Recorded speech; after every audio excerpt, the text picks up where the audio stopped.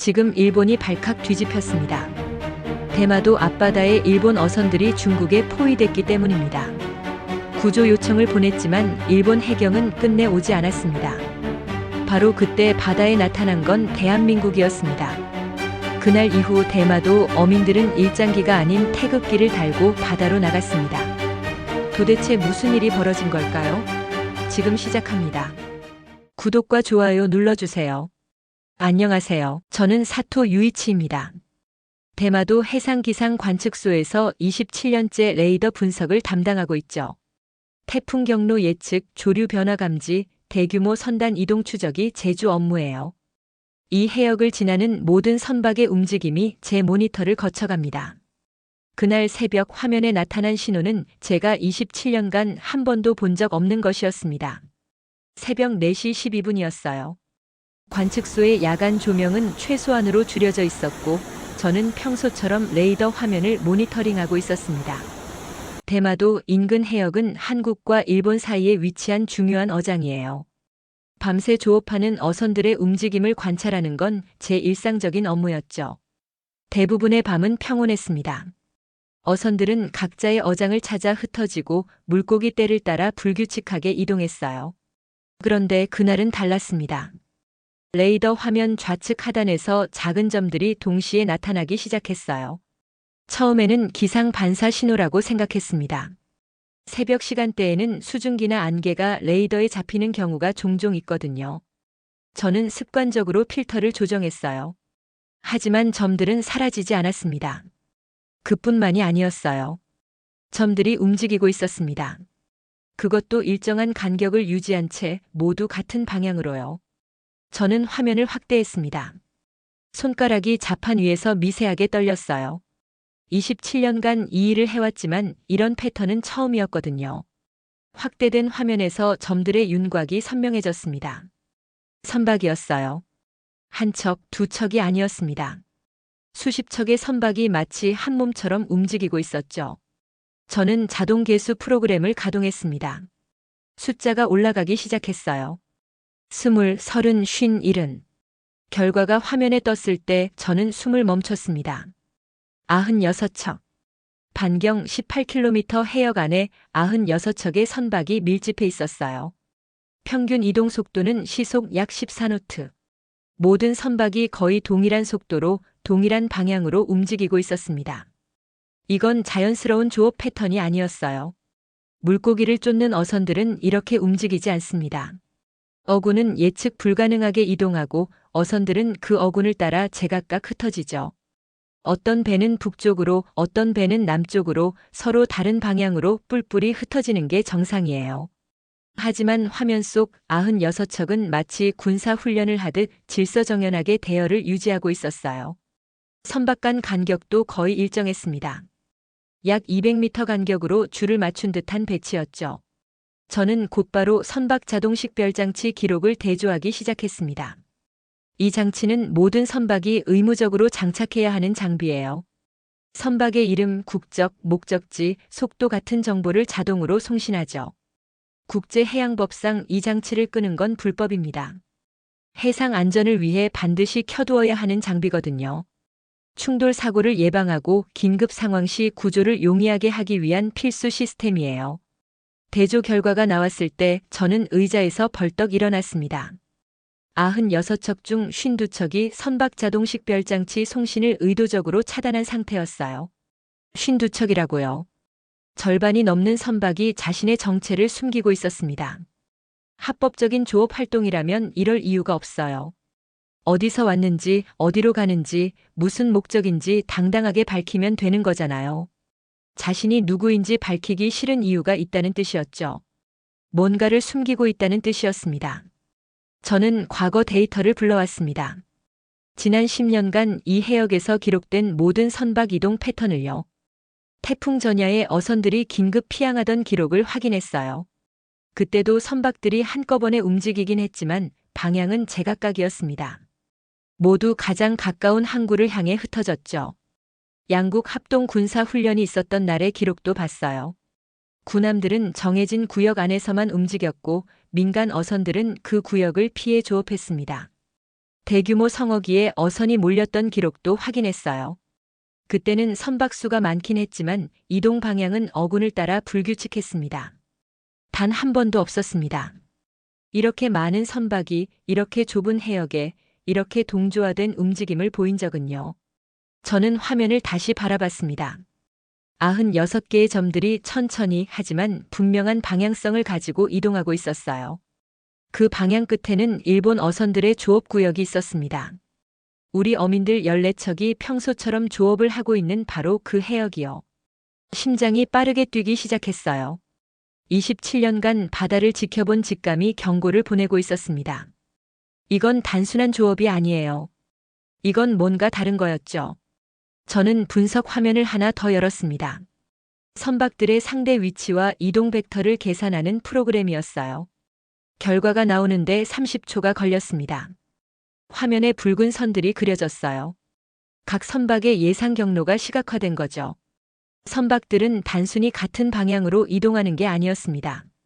서서히 간격을 좁히며 특정 구역을 향해 수렴하고 있었어요. 마치 그물을 조이듯이요. 외곽의 선박들은 원형을 그리며 바깥쪽을 막고 안쪽의 선박들은 중심을 향해 조여들고 있었습니다. 그 순간 제 머릿속에서 한 단어가 떠올랐습니다. 포위. 저는 다시 화면을 확인했어요. 수렴점에는 일본 어선 14척이 조업 중이었습니다. 그들은 아직 아무것도 모르고 있었죠. 평소처럼 그물을 내리고 평소처럼 물고기를 기다리고 있었을 거예요. 레이더도 없고 상황을 파악할 방법도 없는 작은 어선들이었습니다. 하지만 그들 주변으로 96척의 선박이 서서히 원을 그리며 다가오고 있었어요. 저는 내부 시스템을 열었어요. 관측소에서 상황을 분류하는 코드 체계가 있습니다. 일반, 주의, 경계, 충돌 위험, 그리고 최고 단계인 이상 집단 기동. 저는 27년간 최고 단계 코드를 입력한 적이 없었어요. 태풍이 와도 대규모 조업 분쟁이 있어도 그 정도까지는 아니었거든요. 하지만 그날 새벽 저는 처음으로 그 코드를 입력했습니다. 의상 집단 기동. 잠재적 위협 상황. 즉각 보고 필요. 입력을 완료한 뒤 저는 잠시 화면을 바라봤어요. 96개의 점들이 여전히 움직이고 있었습니다. 천천히 하지만 멈추지 않고요. 그 속도가 무서웠어요. 너무 빠르면 적어도 도망칠 시간이라도 있습니다.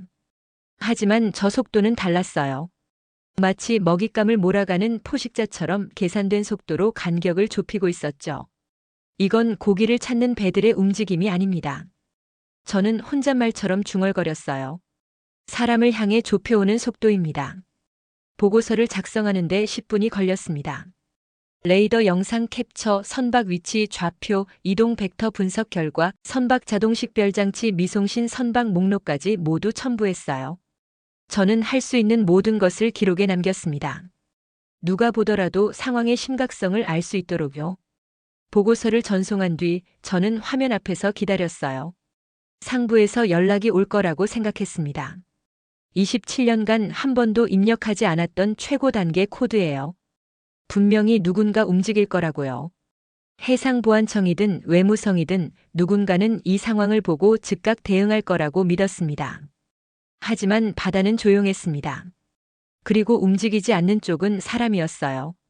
상부의 반응은 없었습니다. 보고서를 전송한 지 30분이 지나도 1시간이 지나도 아무런 연락이 오지 않았어요. 저는 계속 화면 앞에서 기다렸습니다. 96개의 점들은 여전히 움직이고 있었고 포위망은 점점 좁아지고 있었죠. 제가 할 수 있는 건 지켜보는 것뿐이었어요. 그리고 기다리는 것뿐이었습니다. 그때 무전기에서 잡음이 터졌습니다. 새벽 5시 3분이었어요. 첫 번째 긴급 무전이 관측소로 들어왔습니다. 목소리는 떨리고 있었어요. 중년 남성의 목소리였는데 숨을 몰아쉬는 소리가 섞여 있었습니다. 관측소 이쪽 어선 하나가 접근 중입니다. 너무 가깝습니다. 저는 즉시 레이더 화면을 해당 어선 위치로 전환했어요. 일본 어선 14척 중 가장 외곽에 있던 선박이었습니다. 화면에서 그 어선을 중심으로 확대하자 상황이 선명해졌어요. 중국 어선 3척이 삼각형 대형을 이루며 그 어선을 향해 다가오고 있었습니다. 거리는 급격히 좁혀지고 있었죠. 무전이 다시 들렸어요. 속도를 줄이라고 신호를 보냈는데 반응이 없습니다. 계속 다가오고 있어요. 저는 화면에서 중국 어선들의 속도 변화를 확인했습니다. 처음에는 시속 12노트로 접근하던 어선들이 갑자기 속도를 줄이기 시작했어요. 시속 6노트까지 급감속했습니다. 이건 더 위험한 신호였어요. 빠른 속도로 지나가는 건 위협이지만 느린 속도로 앞을 막는 건 완전한 차단이거든요. 레이더 화면에서 중국 어선들의 대형이 변하기 시작했어요. 삼각형이던 배치가 서서히 펼쳐지더니 비자 형태로 바뀌었습니다. 그 비자의 끝이 일본 어선의 정면 항로를 정확히 가로막고 있었어요. 교과서에 나오는 전형적인 항로 차단 진영이었습니다. 앞이 막혔습니다. 좌연으로 돌릴까요? 무전 속 목소리가 다급해졌어요. 저는 화면을 보며 이를 악물었습니다. 좌연으로 돌리면 또 다른 중국 어선과 마주치게 되어 있었거든요. 우현도 마찬가지였어요. 포위망이 완성되고 있었습니다. 저는 마이크를 잡았어요. 현 위치 유지하십시오. 급격한 방향 전환은 충돌 위험이 있습니다. 하지만 제 말이 끝나기도 전에 상황은 더 악화되었습니다. 두 번째 무전이 들렸어요. 다른 어선에서 온 것이었습니다. 관측소. 이쪽도 접근 중입니다. 세 척이 동시에 다가오고 있어요. 세 번째 무전. 후방에서도 오고 있습니다. 저는 화면을 전체 해역으로 전환했어요. 상황이 한눈에 들어왔습니다. 일본 어선 14척이 반경 600m 안에 갇혀 있었고 그 주변을 중국 어선 수십 척이 둘러싸고 있었어요. 마치 거대한 손이 주먹을 쥐듯 포위망이 조여들고 있었습니다.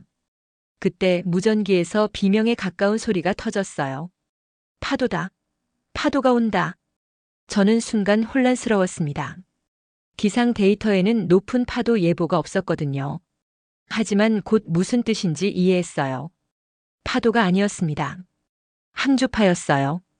항주파는 선박이 빠른 속도로 이동할 때 뒤에 남기는 물결을 말해요. 큰 배가 지나가면 그 뒤에 상당한 높이의 파도가 생기죠. 보통은 자연스럽게 퍼지면서 약해지지만 의도적으로 다른 배 가까이서 급선회하면 그 항주파가 직접적인 충격으로 작용합니다. 중국 어선이 일본 어선 30m 이내까지 접근한 뒤 급선회를 한 거예요. 대형 어선이 남긴 인위적인 항주파가 소형 일본 어선을 덮쳤습니다. 배가 기운다. 기울어. 무전 속 목소리가 공포에 질려 있었어요. 저는 손에 땀을 쥐고 화면을 바라봤습니다. 선박 기울기 센서 데이터가 실시간으로 들어오고 있었어요. 해당 어선이 좌현으로 17도 이상 기울었다가 돌아오는 게 보였습니다. 17도면 갑판 위에 고정되지 않은 물체들이 전부 미끄러지는 각도예요. 사람도 마찬가지죠. 난간을 잡지 않으면 바다로 떨어질 수 있는 위험한 상황이었습니다. 괜찮습니까? 부상자는 없습니까? 저는 다급하게 물었어요. 일단은 괜찮습니다. 하지만 또 오면 버틸 수 없어요. 무전이 끊기기 전 배경에서 다른 소리가 들렸습니다. 확성기 소리였어요.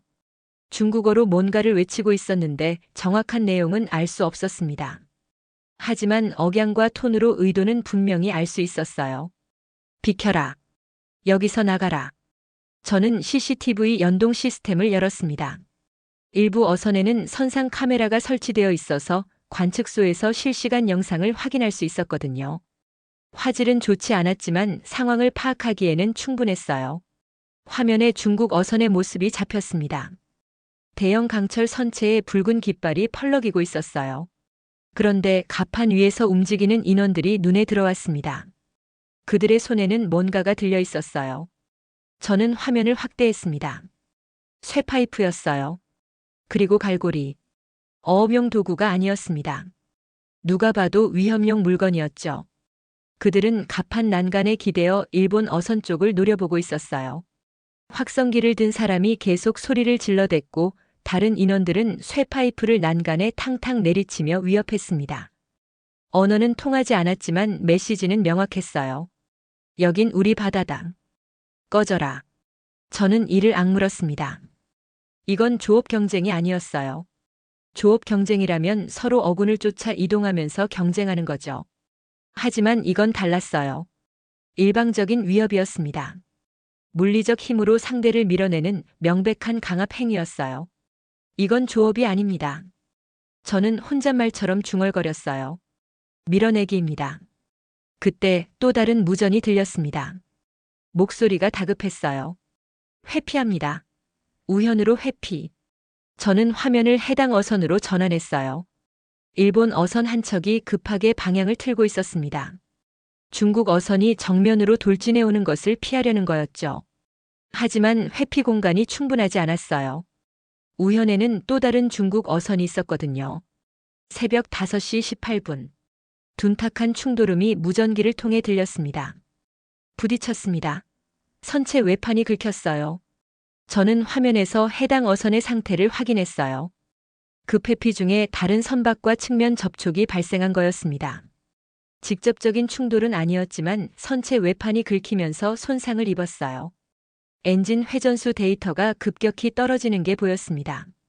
스크루나 추진 계통에 문제가 생긴 것 같았어요. 엔진 출력이 떨어집니다. 속도가 안 나와요. 어선은 사실상 정지 상태에 놓였습니다. 바다 한가운데서 적대적인 선단에 둘러싸인 채로요. 가장 취약한 상태가 된 거예요. 저는 더 이상 지켜만 볼 수 없었습니다. 보고서는 이미 올렸어요. 하지만 아무도 오지 않았죠. 이제 보고만으로는 늦었습니다. 저는 내부 시스템을 다시 열었어요. 상황 코드를 한 단계 더 올려야 했습니다. 의상 집단 기동에서 충돌 위험 단계로요. 이 코드는 해상보안청에 자동으로 출동 요청이 가는 수준이에요. 제 권한으로 할 수 있는 최대한의 조치였습니다. 저는 키보드를 두드렸어요. 충돌 위험 단계. 선체 손상 발생. 즉각 출동 요청. 전송 버튼을 누르는 순간 무전기에서 또 다른 비명이 터졌습니다. 또 온다. 또 다가온다. 비명과 동시에 레이더 화면이 붉게 깜빡였습니다. 대형 중국 어선이 일본 어선 밀집 구역으로 돌진하고 있었어요. 회피할 시간이 없었습니다. 피해. 오른쪽으로. 무전 속 목소리가 갈라졌어요. 하지만 소용없었습니다. 포위망 안에서는 피할 공간이 없었거든요. 무전기에서 또 다른 목소리가 겹쳤습니다. 한 척이 더 접근합니다. 뒤쪽도 막혔습니다. 저는 화면을 전체 해역으로 전환했어요. 상황이 한눈에 들어왔습니다. 일본 어선 14척이 반경 600m 안에 완전히 갇혀 있었어요. 처음에 18km 반경에 흩어져 있던 중국 어선들이 이제는 촘촘한 포위망을 형성하고 있었습니다. 어느 방향으로 움직여도 중국 어선과 마주치게 되어 있었죠. 탈출구가 없었습니다. 방금 충돌 위험 단계 코드를 전송한 상태였어요. 관측소 권한 내에서 낼 수 있는 최고 수준 경보였습니다. 27년간 한 번도 사용한 적 없는 코드였죠. 이 정도면 해상보안청이 즉각 움직일 거라고 생각했습니다. 저는 해상보안청 상황실과의 직통 회선을 열었습니다. 평소에는 거의 사용하지 않는 긴급 회선이었어요. 수화기를 들자 상대방이 바로 받았습니다. 해상보안청 상황실입니다. 대마도 관측소 사토입니다. 방금 충돌 위험 단계 코드를 전송했습니다. 일본 어선 14척이 반경 600m 안에 포위되어 있습니다. 선체 접촉 가능성이 매우 높습니다. 즉각 출동이 필요합니다. 저는 최대한 침착하게 말하려 했지만 목소리가 떨렸어요. 무전기에서는 계속 어민들의 다급한 외침이 흘러나오고 있었습니다. 상대방은 잠시 침묵했어요. 키보드 타이핑 소리가 들렸습니다. 뭔가를 확인하는 것 같았죠. 그리고 돌아온 답은 짧았습니다. 상부에 보고 중입니다. 판단을 기다리십시오. 저는 순간 귀를 의심했어요. 뭐라고요? 상부에 보고 중입니다. 현재 상황을 검토하고 있으니 판단이 내려지면 연락드리겠습니다. 검토요? 지금 배들이 포위당하고 있다고요. 언제든 충돌이 발생할 수 있는 상황입니다. 이해합니다. 하지만 절차가 있습니다. 상부 판단을 기다려 주십시오. 저는 할 말을 잃었어요. 절차라고요? 바다 위에서 우리 국민들이 포위당하고 있는데 절차를 운운하다니요. 얼마나 기다려야 합니까? 정확한 시간은 말씀드리기 어렵습니다. 최대한 빨리 연락드리겠습니다. 전화가 끊겼어요. 저는 수화기를 내려놓고 화면을 바라봤습니다. 포위망 안에 14척 어선들이 점점 더 좁은 공간으로 밀려나고 있었어요. 시간이 없었습니다. 그런데 상부는 검토 중이라고 했죠. 저는 출동 현황 화면을 열었어요. 이 해역을 담당하는 순시선들의 위치가 표시되어 있었습니다. 가장 가까운 순시선은 현장에서 약 40분 거리에 있었어요. 지금 당장 출동하면 7시 전에 도착할 수 있는 거리였죠. 하지만 그 순시선의 상태 표시는 대기 중이었습니다. 출동 명령이 아직 떨어지지 않은 거예요. 저는 시계를 확인했습니다. 6시 8분. 충돌 위험 코드를 전송한 지 5분이 지났는데 아무런 움직임이 없었어요. 무전기에서 다급한 목소리가 또 터졌습니다. 관측소. 저쪽에서 큰 배가 다가옵니다. 속도가 빨라요. 저는 화면을 해당 위치로 전환했어요. 대형 중국 어선 한 척이 일본 어선 밀집 구역을 향해 직진하고 있었습니다. 속도가 시속 10노트 이상이었어요. 선수를 정면으로 향한 채 돌진하는 궤도였습니다. 회피할 시간이 거의 없었어요. 피하세요. 우현으로 회피하세요. 저는 마이크에 대고 소리쳤어요. 하지만 포위망 안에서는 피할 공간이 없었습니다. 우현으로 돌리면 또 다른 중국 어선이 있었고 좌현도 마찬가지였어요. 6시 11분. 둔탁한 충돌음이 무전기를 뚫고 들렸습니다. 금속이 금속을 긁는 날카로운 마찰음이 뒤따랐어요. 이번에는 첫 번째 충돌보다 더 큰 소리였습니다. 부딪혔다. 선미가 찢어졌어. 두 번째 충돌이었습니다. 중국 어선이 급선회하면서 일본 어선의 선미를 스치고 지나간 거예요. 직접적인 정면 충돌은 아니었지만 대형 선박의 무게와 속도가 만들어낸 충격은 소형 어선에게 치명적이었습니다. 저는 해당 어선의 상태 데이터를 확인했어요.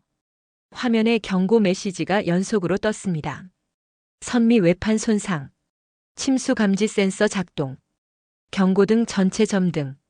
상황이 심각했어요. 숫자들이 빠르게 변하고 있었습니다. 침수 상황 어떻습니까? 물이 들어오고 있어요. 계속 늘어나고 있습니다. 배수 펌프 가동하십시오. 버틸 수 있습니까? 모르겠습니다. 이러다 가라앉을 것 같아요. 목소리가 공포에 질려 있었어요. 저는 주먹을 불끈 쥐었습니다. 우리 국민이 바다에서 죽어가고 있었어요. 배가 가라앉고 있었습니다. 그런데 아무도 오지 않았어요. 저는 다시 해상보안청 상황실에 전화를 걸었습니다. 상황실입니다. 사토입니다. 두 번째 충돌이 발생했습니다. 선체 손상으로 침수가 시작됐습니다. 즉각 출동이 필요합니다. 출동 결정은 언제 납니까? 아직 상부 검토 중입니다. 검토가 뭐가 더 필요합니까? 배가 가라앉고 있다고요. 저는 소리를 질렀어요. 27년간 이 일을 하면서 처음으로 상황실에 소리를 지른 거였습니다. 하지만 상대방의 답변은 변하지 않았어요. 이해합니다. 하지만 현재 상황에서는 상부의 판단이 필요합니다. 외교적 요소도 고려해야 하거든요. 외교적 요소요? 중국 선박이 다수 관여된 상황입니다. 현장 개입 시 발생할 수 있는 마찰을 검토 중입니다. 저는 할 말을 잃었어요. 외교적 마찰이라고요? 우리 국민이 죽어가는데 외교적 마찰을 걱정한다고요? 수적 열세 문제도 있습니다. 상대방이 덧붙였어요. 현장에 중국 어선이 90척 이상입니다. 우리 순시선이 출동해도 상황을 통제하기 어려울 수 있어요. 자칫하면 더 큰 충돌로 이어질 수 있습니다. 그래서요? 그래서 그냥 보고만 있으라는 겁니까? 상부에서 종합적으로 판단 중입니다. 조금만 기다려 주십시오. 전화가 끊겼어요. 저는 수화기를 던지듯 내려놓았습니다. 손이 떨렸어요. 분노 때문인지 무력감 때문인지 알 수 없었습니다. 그때 출동 현황 화면에서 변화가 감지됐습니다. 아까까지 대기 중이던 순시선 아이콘이 바뀌어 있었어요. 출동 예정 표시로요. 저는 잠시 안도했습니다. 드디어 출동 명령이 떨어진 건가? 누군가 결단을 내린 거구나. 그렇게 생각했어요. 하지만 몇 초 뒤 그 아이콘이 다시 바뀌었습니다. 회항. 저는 눈을 의심했어요. 출동 예정이던 순시선이 회항 표시로 전환된 겁니다. 저는 화면을 확대해서 상세 정보를 확인했어요. 회항 사유란에는 단 한 줄만 적혀 있었습니다. 외교적 상황 고려. 저는 모니터를 보며 숨을 삼켰습니다. 믿을 수가 없었어요. 출동 명령이 났다가 취소된 겁니다. 누군가 출동을 결정했는데 더 높은 누군가가 그걸 뒤집은 거예요. 우리 국민이 바다에서 죽어가고 있는데 외교적 상황을 고려해서 순시선을 돌려보낸 겁니다. 지금 이 순간에도 배가 부딪히고 있습니다. 저는 혼잣말처럼 중얼거렸어요. 목소리가 떨렸습니다. 그런데 왜 아무도 오지 않습니까? 무전기에서 또 다른 비명이 들렸습니다. 포위망은 더 좁아지고 있었고 침수 중인 어선은 점점 기울어가고 있었어요. 하지만 저는 더 이상 뭘 해야 할지 몰랐습니다. 보고는 했어요. 코드도 올렸고 전화도 했습니다. 소리도 질렀어요. 할 수 있는 건 다 했습니다. 그런데 아무도 오지 않았습니다. 이 체계 안에서는 아무도 오지 않는다. 저는 그제야 깨달았어요. 일본이라는 나라가 자국민을 지키지 않는다는 것을요. 외교적 마찰이 두렵고 수적 열세가 부담스러우니까 그냥 보고만 있겠다는 거였어요. 바다에서 우리 어민들이 죽어가도 절차와 검토 뒤에 숨어서 책임을 회피하는 겁니다. 저는 화면을 바라봤어요. 14척의 어선이 600m 안에 갇혀 있었고 중국 어선들이 그 주변을 빙빙 돌고 있었습니다. 침수 중인 어선이 있었고 부상자가 발생했을 수도 있었어요. 시간이 없었습니다.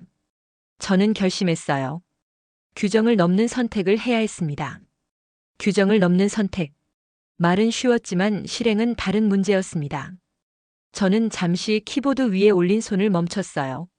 심장이 빠르게 뛰고 있었습니다. 저는 관측소 내부 규정 문서를 다시 열었어요. 비상상황 대응 매뉴얼, 그 중에서도 외부 공조에 관한 항목이었습니다. 화면을 스크롤하며 해당 조항을 찾았어요.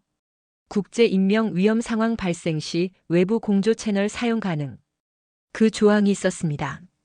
일본 내부 지휘 체계가 작동하지 않을 때 국제 해상 안전 공조 채널을 통해 인근 국가의 지원을 요청할 수 있다는 내용이었어요. 하지만 그 아래에 단서가 붙어 있었습니다. 단 사후 책임은 전적으로 송신자 개인이 부담한다. 저는 그 문장을 2번 읽었어요. 개인 책임. 27년간 쌓아온 경력이 한순간에 무너질 수도 있다는 뜻이었습니다. 상부의 승인 없이 외부에 정보를 넘기면 월권 행위로 징계를 받을 수 있었어요. 최악의 경우 해고될 수도 있었죠.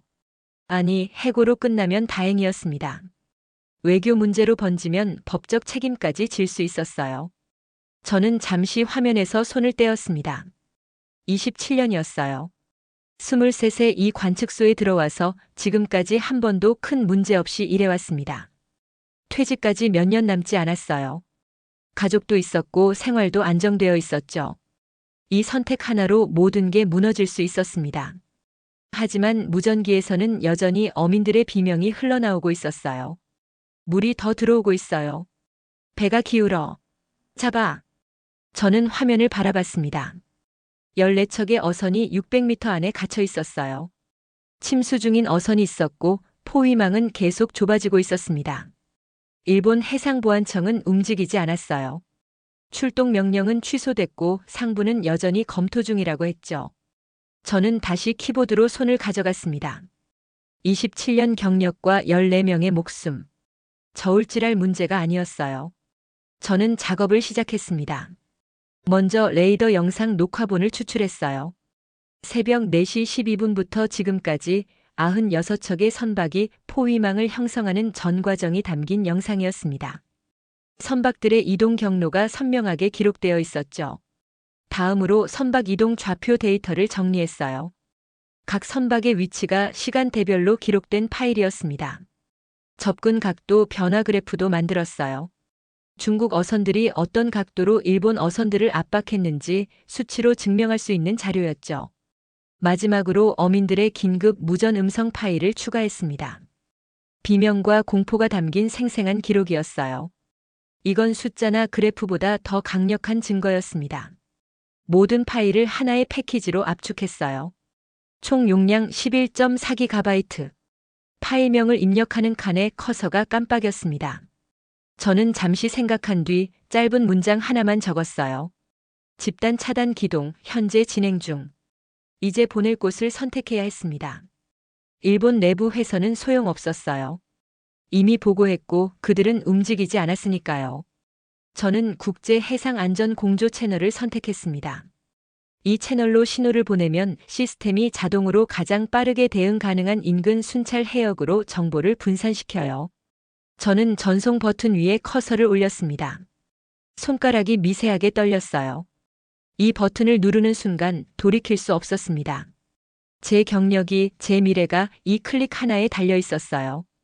무전기에서 또 다른 비명이 들렸습니다. 더 이상 버틸 수 없어요. 저는 버튼을 눌렀습니다. 화면에 전송 진행 표시줄이 나타났어요. 11.4GB의 데이터가 국제 공조 채널을 통해 흘러나가기 시작했습니다.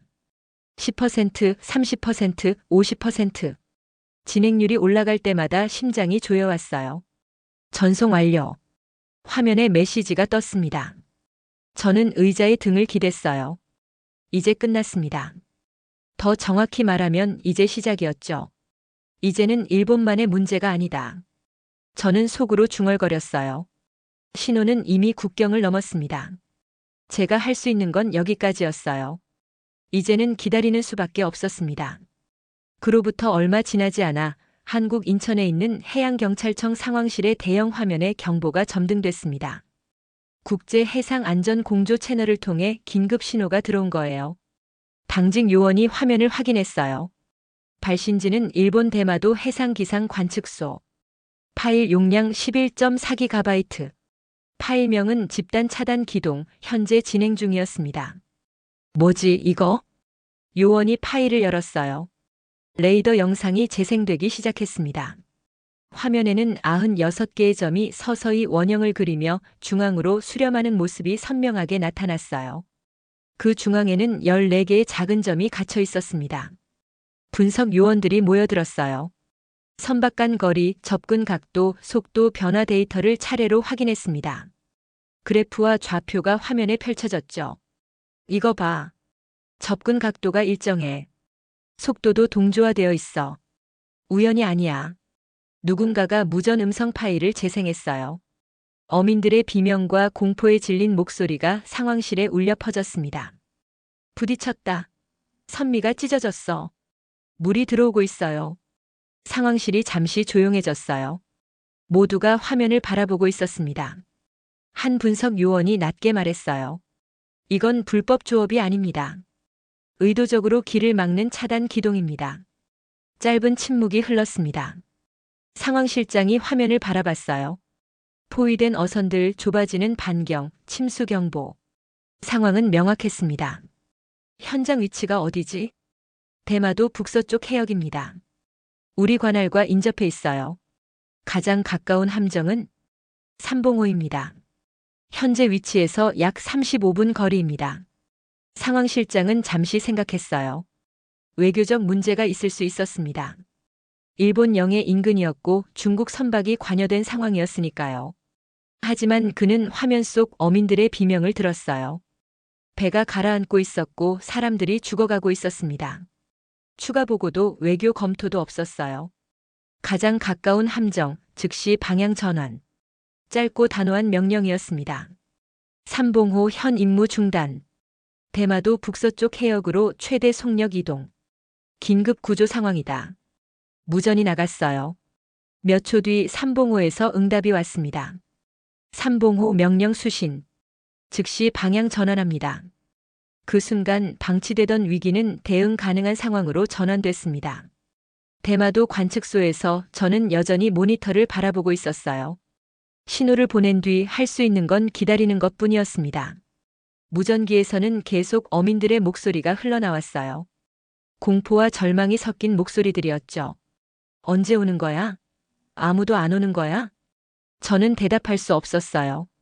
일본은 오지 않는다고, 그래서 제가 다른 곳에 신호를 보냈다고 그렇게 말할 수 없었습니다. 보고서를 넘긴 게 아닙니다. 저는 혼잣말처럼 중얼거렸어요.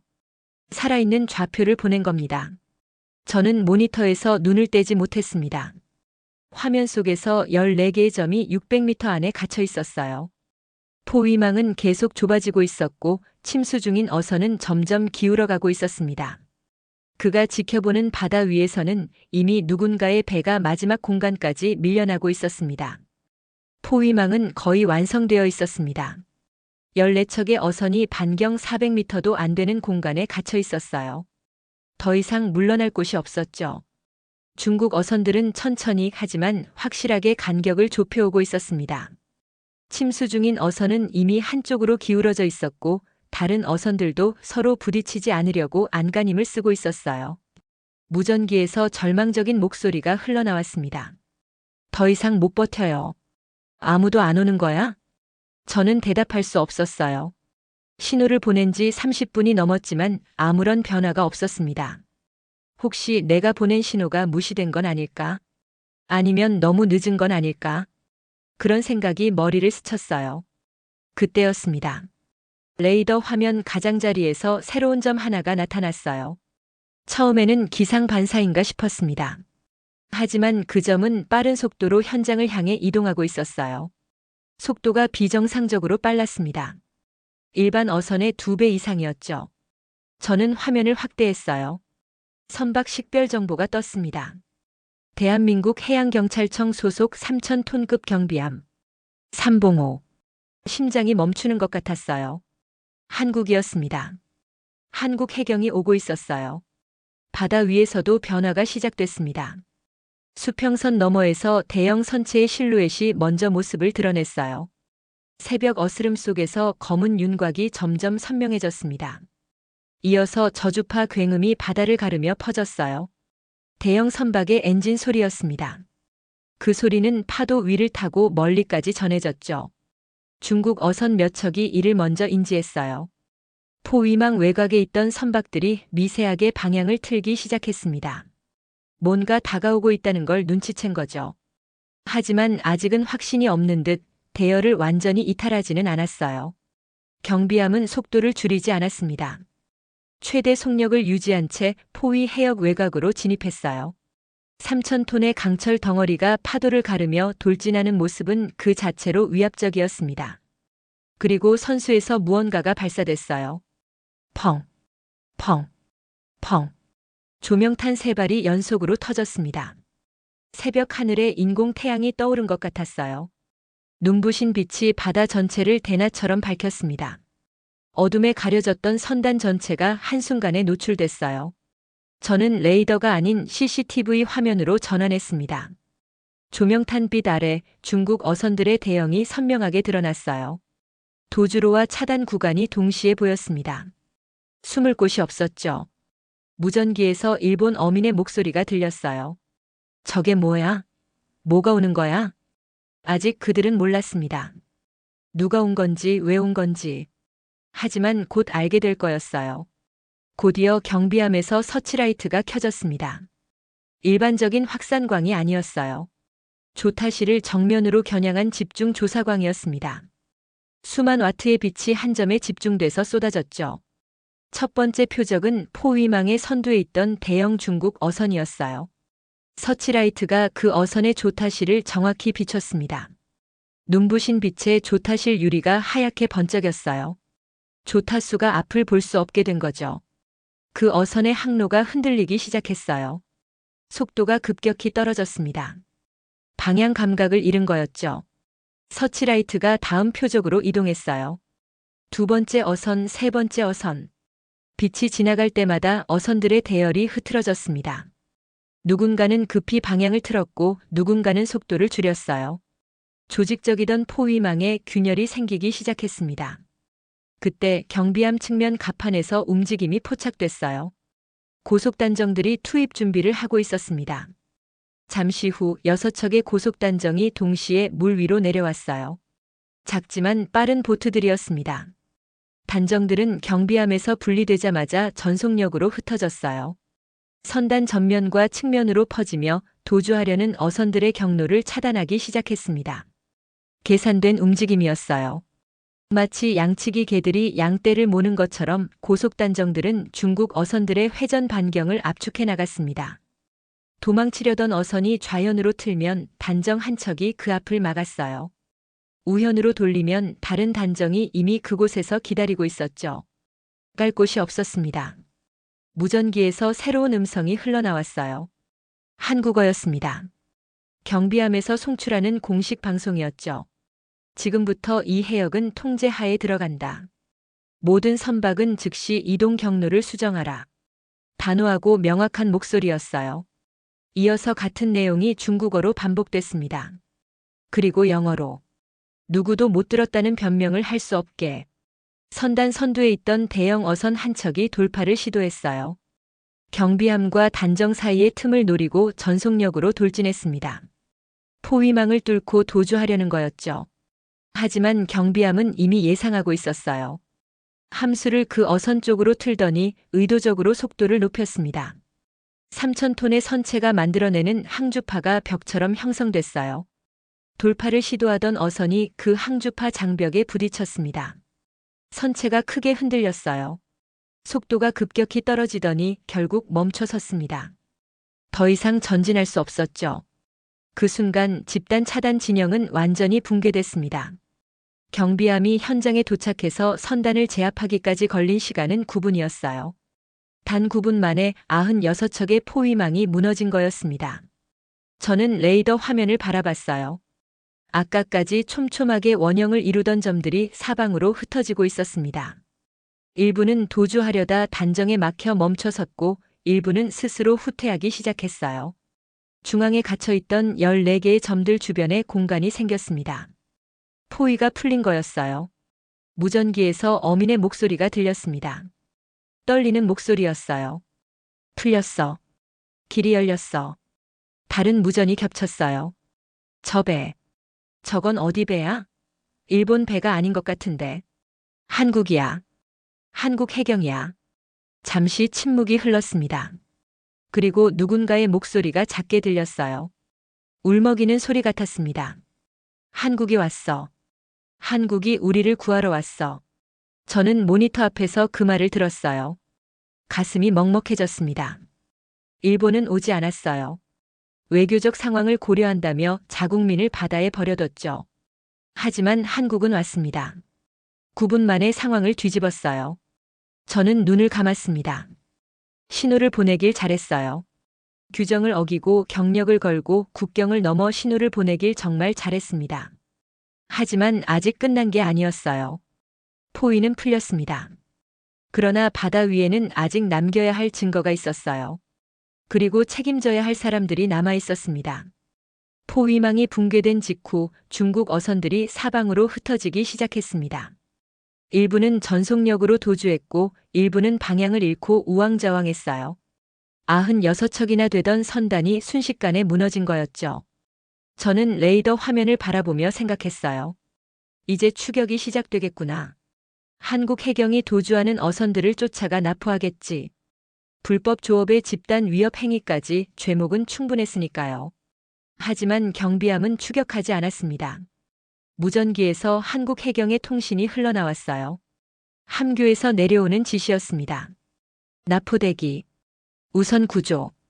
저는 순간 귀를 의심했어요. 도주하는 불법 어선들을 놔두고 구조를 먼저 하겠다고요? 저들을 지금 잡지 않으면 영영 놓칠 수도 있었습니다. 증거인멸도 가능했고 다음에 또 같은 짓을 할 수도 있었어요. 상식적으로 생각하면 범인을 먼저 잡는 게 맞았죠. 하지만 한국 해경의 판단은 달랐습니다. 고속단정 6척 중 4척이 도주 어선 감시 위치를 유지했고 나머지 2척이 방향을 틀었어요. 일본 어선들이 있는 쪽으로요. 첫 번째 단정이 침수 중인 어선에 접근했습니다. 아까 두 번째 충돌 때 선미가 찢어진 그 배였어요. 한쪽으로 심하게 기울어져 있었고 갑판 위로 물이 차오르고 있었습니다. 단정에서 대원 3명이 어선으로 건너뛰었어요. 그들은 먼저 선체 상태를 확인했습니다. 외판 균열 길이 1.4m. 손바닥 2개를 나란히 놓은 것보다 더 긴 틈이 벌어져 있었어요. 그 틈으로 바닷물이 쏟아져 들어오고 있었죠. 침수 속도는 분당 약 120리터. 1분에 120리터면 10분이면 1200리터, 1시간이면 7200리터가 넘는 양이었습니다. 소형 어선에게는 치명적인 속도였어요. 대원들은 즉시 임시 차수 패치를 꺼냈습니다. 방수 재질의 대형 시트와 고정 장비였어요. 균열 부위에 시트를 대고 클램프로 단단히 고정했습니다. 완벽한 수리는 아니었지만 일단 물이 들어오는 속도를 늦출 수 있었죠. 동시에 다른 대원이 휴대용 배수 펌프를 가동했어요. 펌프가 돌아가면서 선체 안에 고인 물을 바깥으로 빼내기 시작했습니다. 물이 들어오는 속도보다 빠르게 빼내야 했어요. 시간과의 싸움이었습니다. 차수 완료. 배수 펌프 가동 중. 대원의 보고가 무전으로 들려왔어요. 저는 화면을 보며 숨을 내쉬었습니다. 일단 가라앉지는 않겠구나. 첫 번째 고비는 넘긴 거였어요. 하지만 구조는 거기서 끝이 아니었습니다. 두 번째 단정이 다른 어선들을 돌며 부상자를 확인하기 시작했어요. 포위당하고 충돌당하는 과정에서 다친 사람들이 있었거든요. 무전으로 상황이 보고됐습니다. 첫 번째 어선 팔골절 1명. 급회피 중 난간에 부딪힌 것으로 보입니다. 두 번째 어선 두부 열상 1명. 충돌 충격으로 쓰러지면서 머리를 다쳤습니다. 출혈이 있어요. 세 번째, 네 번째 어선에서 경미한 타박상 각 1명씩 확인됐습니다.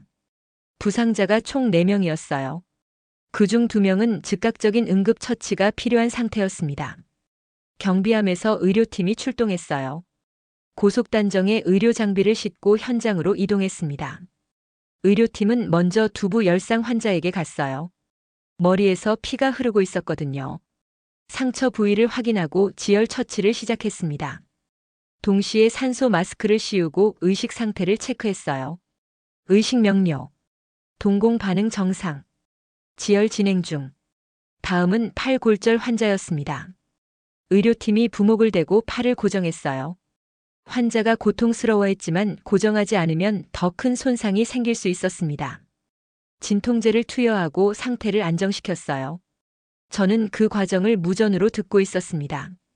한국 해경 대원들이 일본 어민들을 치료하고 있었어요. 국적도 다르고 언어도 달랐습니다. 하지만 그들은 묻지 않았어요.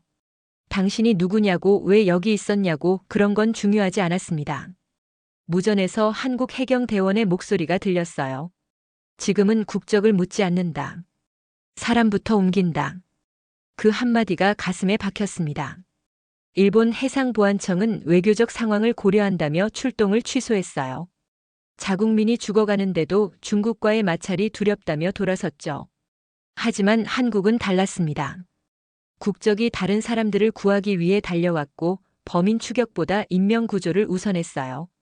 경비함은 현장 전체를 통제하기 시작했습니다. 일본 어선 14척의 위치를 재배치하는 작업이었어요. 함교에서 지시가 내려왔습니다. 파손 선체는 중앙으로 이동. 정상 운항 선박은 외곽으로 배치하라. 침수 어선과 부상자가 있는 어선들을 중앙에 모았어요. 경비함이 바로 옆에서 보호할 수 있는 위치였죠. 상태가 양호한 어선들은 그 주변 외곽으로 이동시켰습니다. 이렇게 배치하면 추가 충돌 가능성을 원천 차단할 수 있었어요. 고속단정들이 각 어선에 접근해서 이동을 유도했습니다. 한국어와 일본어로 안내방송이 나갔어요. 지금부터 안전구역으로 이동합니다. 지시에 따라 천천히 이동해 주십시오. 일본 어민들은 처음에 혼란스러워했어요. 갑자기 나타난 한국 배가 자기들을 구해주고 이제는 위치를 조정하라고 하니까요. 하지만 곧 지시를 따르기 시작했습니다. 한 척씩 천천히 대형이 재편성됐어요. 저는 레이더 화면에서 그 과정을 지켜봤습니다. 아까까지 600m 안에 빽빽하게 갇혀있던 14개의 점들이 이제는 질서 있게 배열되고 있었어요. 중앙에 가장 위험한 상태의 배들이 있고 그 주변을 다른 배들이 감싸고 있었습니다. 경비함은 그 전체를 내려다볼 수 있는 위치에 있었죠. 무전으로 현장 상황이 계속 보고됐습니다. 침수 어선 배수 진행 중. 선체 기울기 안정화되고 있습니다. 두부 열상 환자 지혈 완료. 의식 상태 양호. 팔 골절 환자 고정 완료. 통증 관리 중. 항로 재배치 80% 완료. 시간이 흘렀어요. 저는 시계를 확인했습니다. 경비함이 현장에 도착해서 선단을 제압한 게 9분. 그 후로 22분이 더 지났어요. 항로 재배치 완료. 현장 안정화 확인. 마지막 보고가 들려왔습니다. 구조, 차수, 응급처치, 항로 재정렬까지. 현장 안정화에 걸린 시간은 총 31분이었어요. 경비함은 그제야 속도를 낮췄습니다. 엔진 소리가 잦아들었어요. 하지만 현장을 떠나지는 않았습니다. 주변에 아직 남아있는 중국 불법 어선들을 시야 안에 두고 정지했어요. 만약 그들이 다시 접근하면 언제든 대응할 수 있는 위치였죠. 무전기에서 일본 어민의 목소리가 들렸습니다. 떨리는 목소리였어요. 고맙습니다. 정말 고맙습니다. 일본어였지만 감정은 통역이 필요 없었어요. 울먹이는 소리가 섞여 있었습니다. 다른 무전도 이어졌어요. 우리 일본 해경은 안 왔는데. 한국이 와줬어. 죽는 줄 알았어. 정말 죽는 줄 알았는데. 저는 그 목소리들을 들으며 눈을 감았습니다. 가슴이 먹먹했어요. 우리나라는 자국민을 버렸습니다. 외교적 상황을 고려한다며 바다에서 죽어가는 사람들을 외면했어요. 하지만 한국은 왔습니다. 국적이 다른 사람들을 구하기 위해 범인 추격보다 인명 구조를 우선해서요. 부끄러웠습니다. 일본인으로서 부끄러웠어요. 동시에 감사했습니다. 한국에게, 저 대원들에게 진심으로 감사했어요. 경비함은 여전히 현장을 지키고 있었습니다. 떠나지 않았어요. 구조가 끝났는데도 상황이 안정됐는데도 그 자리를 지키고 있었습니다. 저는 화면을 바라봤어요. 14척의 어선이 안전하게 배치되어 있었고 그 옆에 3,000톤짜리 경비함이 버티고 있었습니다. 마치 파수꾼처럼요. 떠나지 않는구나. 저는 혼잣말처럼 중얼거렸어요. 그들은 구하고 끝내는 게 아니었습니다. 구하고 치료하고 보호하고 그리고 끝까지 남아 있었어요. 현장은 안정됐습니다. 침수 어선은 더 이상 가라앉지 않았고 부상자들은 응급 처치를 받았어요. 14척의 어선은 안전한 대형으로 재배치됐고 경비함이 그들을 지키고 있었습니다. 하지만 저는 알았어요. 이게 끝이 아니라는 것을요. 현장은 안정됐지만 질문은 남았습니다.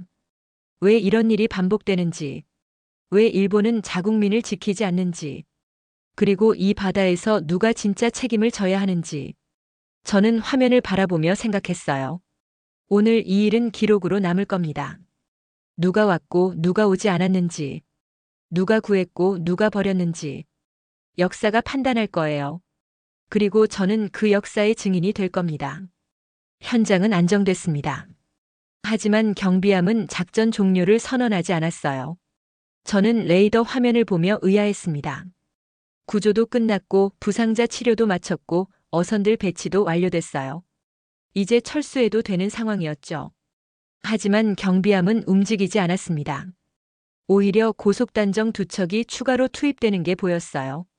무전에서 한국 해경의 통신이 흘러나왔습니다. 후방 대형 어선 확인. 선단 지휘선으로 추정됨. 저는 화면을 확대했어요. 도주한 중국 어선들 사이에서 유독 움직임이 다른 배 한 척이 있었습니다.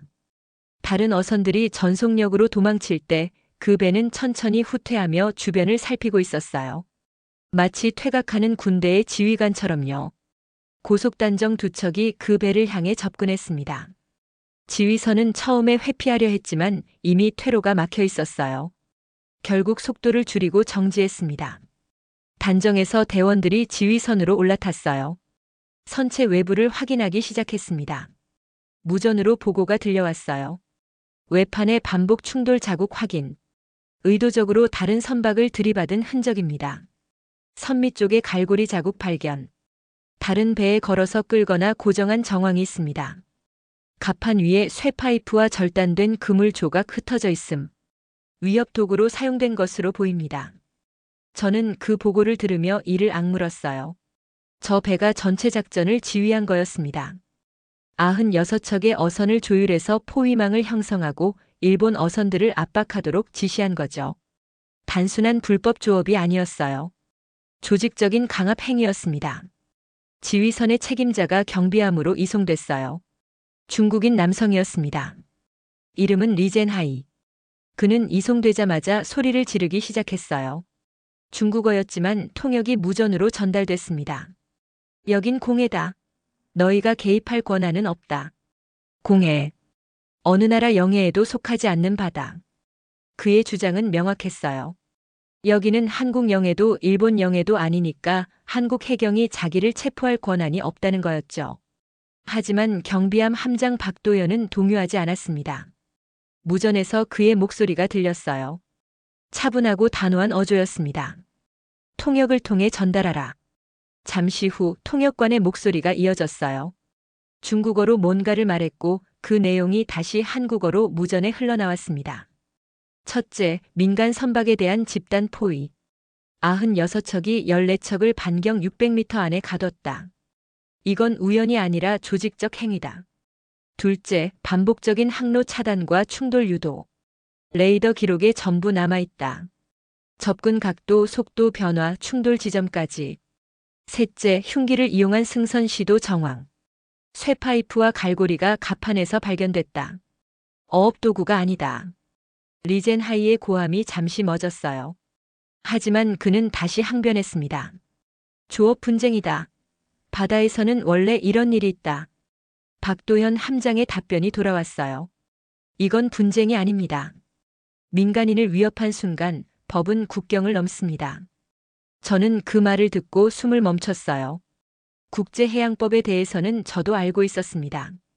공해에서도 특정 범죄는 모든 국가가 단속할 수 있어요. 해적 행위, 인신매매, 그리고 민간인에 대한 조직적 강압 행위. 이건 어디서 발생하든 누구든 개입할 권한이 있었죠. 박도현 함장이 결론을 내렸어요. 국제해양법상 보편 관할 대상이다. 당신은 지금부터 조사를 받게 될 것이다. 리젠 하이의 태도가 바뀌었습니다. 고성은 멎었어요. 대신 설명과 변명이 시작됐습니다. 자기는 지시를 따랐을 뿐이라고, 다른 어선들이 먼저 움직인 거라고. 하지만 이미 늦었어요. 증거는 전부 확보됐고 그의 배에서 발견된 물증들이 모든 걸 말해주고 있었습니다. 저는 화면을 바라보며 생각했어요. 한국은 구조만 한 게 아니었습니다. 책임도 묻고 있었어요. 도망친 배들은 어쩔 수 없다 해도 지휘선만큼은 절대 놓치지 않았습니다. 범죄에는 대가가 따른다는 걸 분명히 보여준 거였죠. 경비함에서 새로운 지시가 내려왔어요. 현장 영상, 좌표, 항적 데이터 전부 정리해서 국제공조망에 공유하라. 증거를 국제사회와 공유한다는 뜻이었습니다. 이 사건을 혼자 처리하는 게 아니라 전 세계가 알 수 있도록 기록을 남기는 거였어요. 도망친 어선들도 결국 추적당할 수 있었습니다. 저는 그 순간 깨달았어요. 국가란 이런 거구나. 자국민이 아니어도 구하고, 범죄자는 끝까지 추적하고, 증거는 세상에 공개하고, 책임을 지는 존재. 그게 진짜 국가였습니다. 일본은 뭘 했죠? 외교적 상황을 고려한다며 출동을 취소했어요. 자국민이 죽어가는데도요. 지휘선 조치가 끝난 뒤 박도현 함장은 방향을 바꿨습니다. 다음 지시는 단속이 아니었어요. 일본 어선 쪽 추가 부상자 확인하라. 고속단정이 다시 일본 어선들 쪽으로 이동했어요. 아까 응급처치를 마쳤는데 또 확인하는 거였습니다. 저는 의아했어요.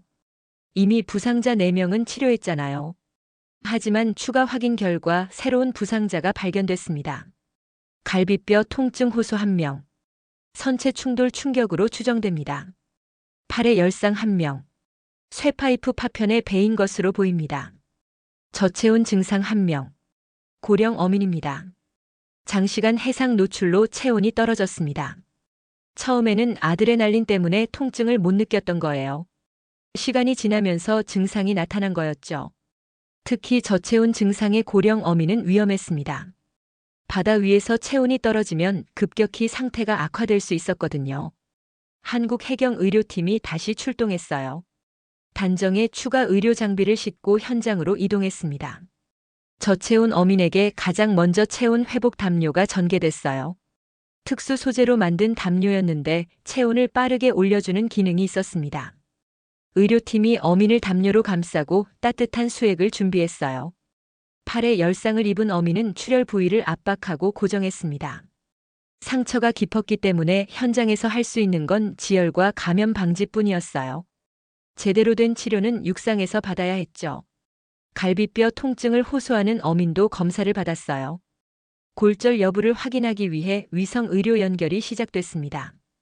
경비함에 있는 의료 장비로 영상을 찍어서 육상의 전문의에게 실시간으로 전송하는 거였어요. 전문의의 지시가 무전으로 전달됐습니다. 영상 확인했습니다. 골절은 아닌 것 같지만 타박이 심합니다.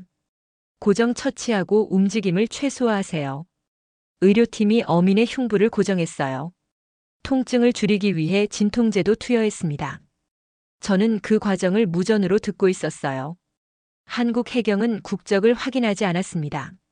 일본인인지 한국인인지 그런 건 묻지 않았어요. 그냥 치료했습니다. 사람이 다쳤으니까요.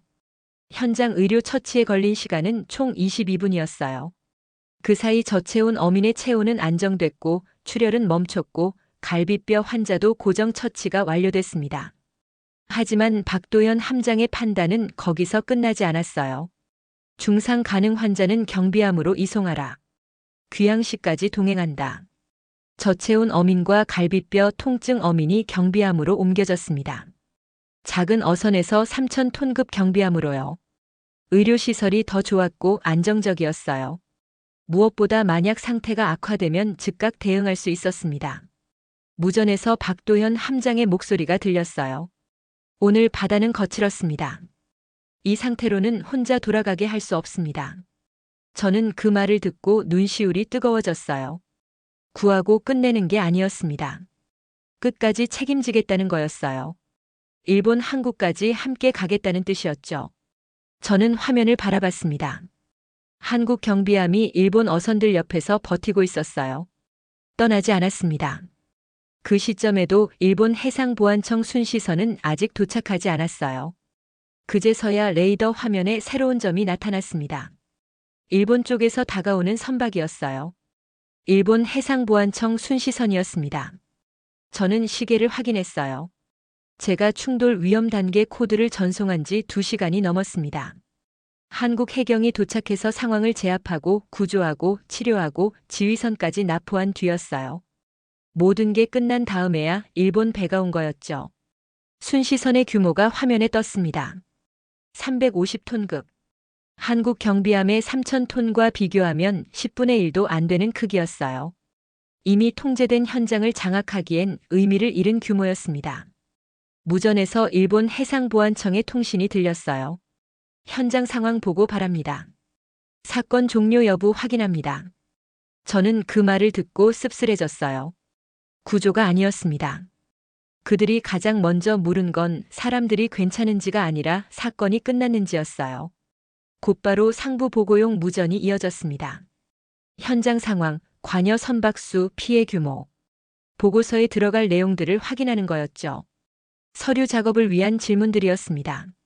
저는 관측소 시스템을 열었어요. 오늘의 기록을 다시 확인했습니다. 구조 신호 발신 시각. 국제 공조 채널로 제가 파일을 전송한 시간이었어요. 한국 해경 도착 시각. 그로부터 35분 뒤였습니다.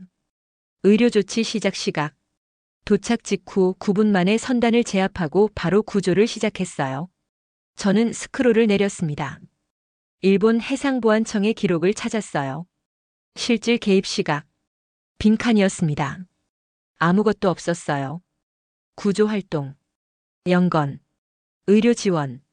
영건. 현장 통제. 영건. 모든 항목이 비어 있었습니다.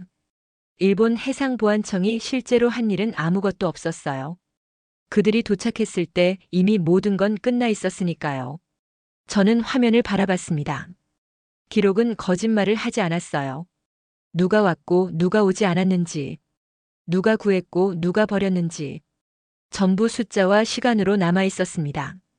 기록엔 남겠죠. 저는 혼잣말처럼 중얼거렸어요. 하지만 우리가 기억하는 건 누가 남아 있었는가입니다. 일본 순시선은 현장 주변을 한 바퀴 돌더니 상부의 보고를 마치고 위치를 잡았어요. 뒤늦게 도착해서 끝난 현장을 순찰하는 모양새였습니다. 한국 경비함은 여전히 그 자리에 있었어요. 일본 어선들 옆에서 부상자들을 태운 채로요. 떠나지 않았습니다. 저는 2배를 번갈아 바라봤어요. 3,000톤과 350톤. 늦게 도착한 쪽과 처음부터 끝까지 남아있던 쪽.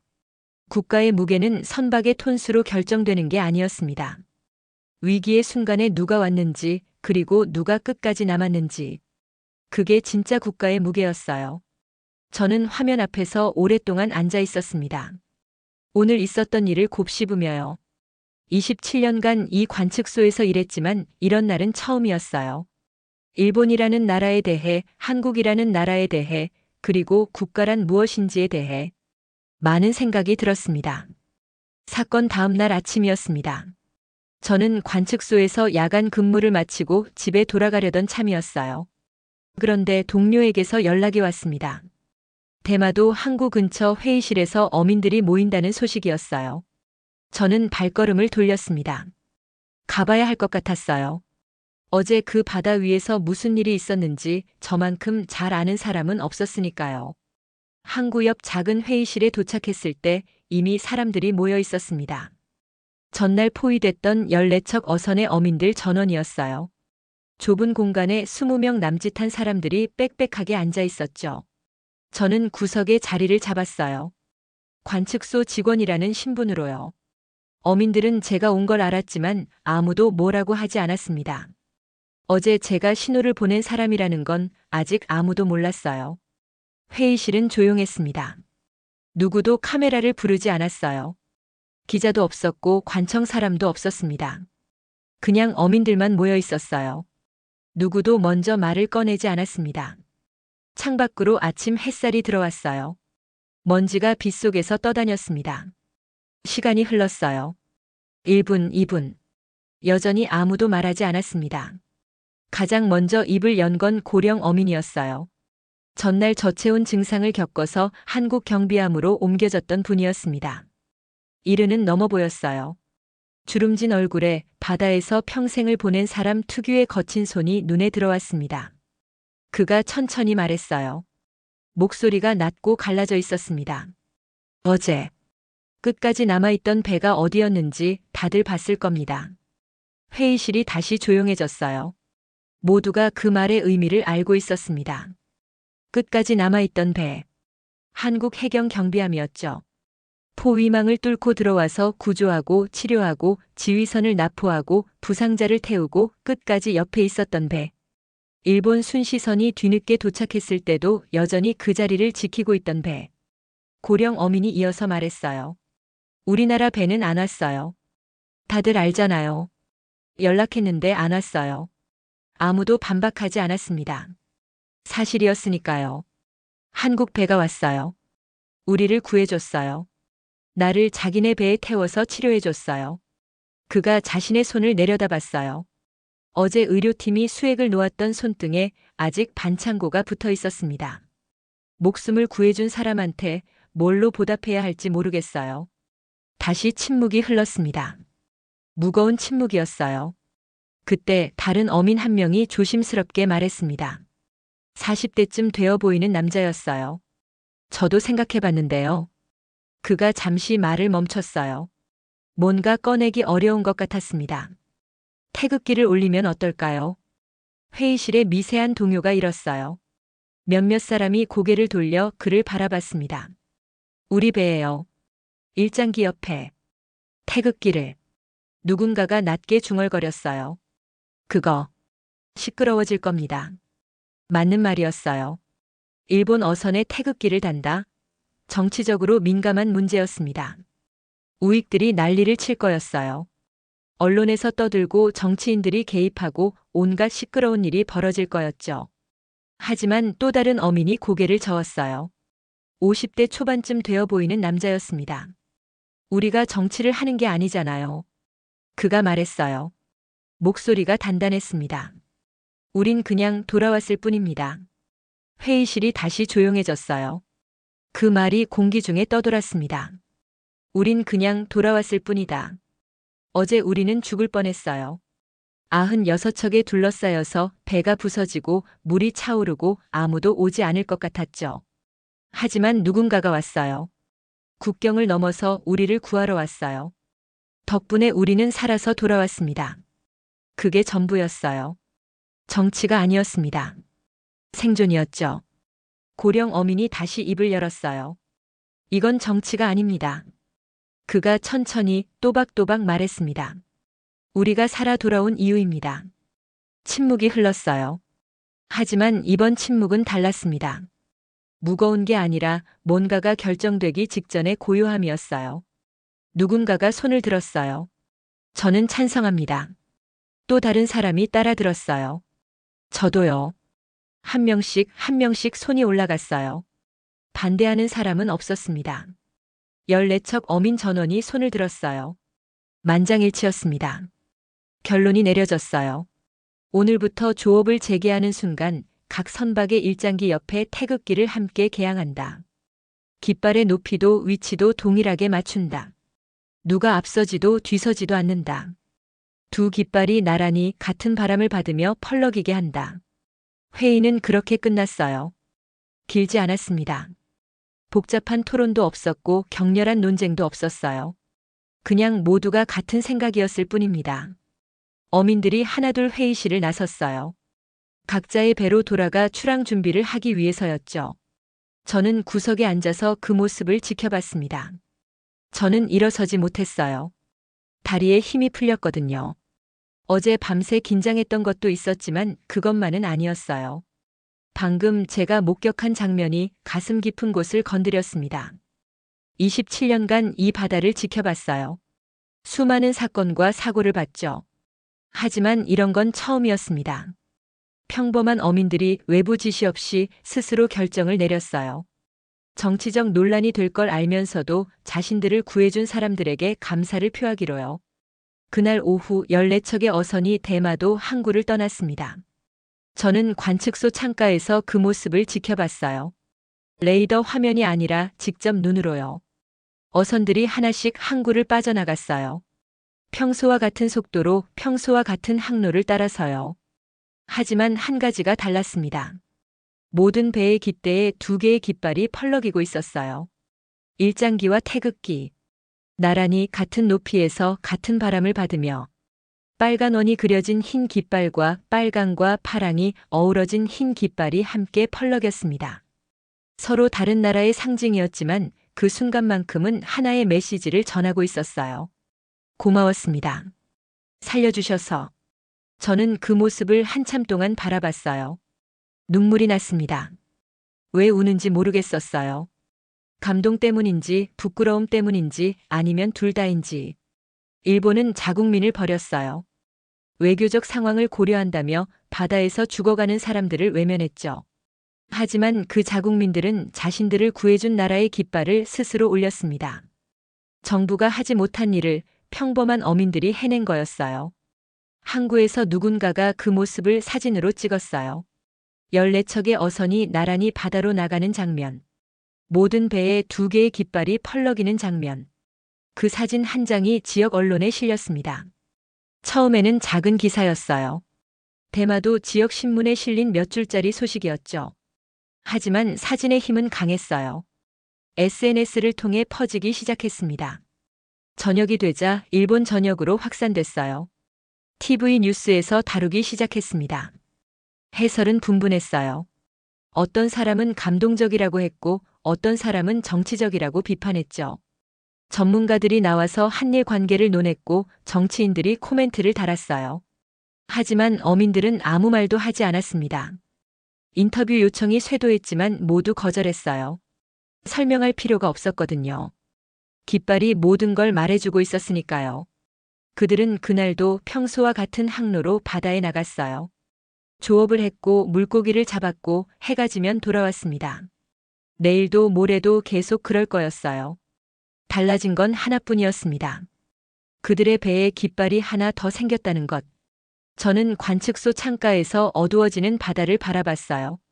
14척의 어선이 점점 수평선 너머로 사라지고 있었습니다. 두 개의 깃발이 펄럭이는 모습이 마지막까지 눈에 남았어요. 국가는 선언으로 기억되지 않습니다. 위기의 순간 누가 끝까지 남아 있었는지로 남는 거예요. 어제 대마도 앞바다에서 일본 정부는 아무것도 하지 않았어요. 외교적 상황을 고려한다며 자국민을 버렸죠. 하지만 한국은 달랐습니다. 국경을 넘어 달려왔고 구하고 치료하고 끝까지 남아 있었어요. 그리고 오늘 그 어민들이 선택한 깃발은 외교의 상징이 아니었습니다. 생존의 기록이었어요. 누가 우리를 구했는지, 누가 우리를 버렸는지, 그걸 기억하겠다는 약속이었습니다. 저는 27년간 이 바다를 지켜봤어요. 수많은 태풍과 사고를 봤죠. 하지만 오늘처럼 바다가 아름다워 보인 적은 없었습니다. 두 개의 깃발이 나란히 펄럭이는 14척의 어선. 그게 제가 마지막으로 본 장면이었어요.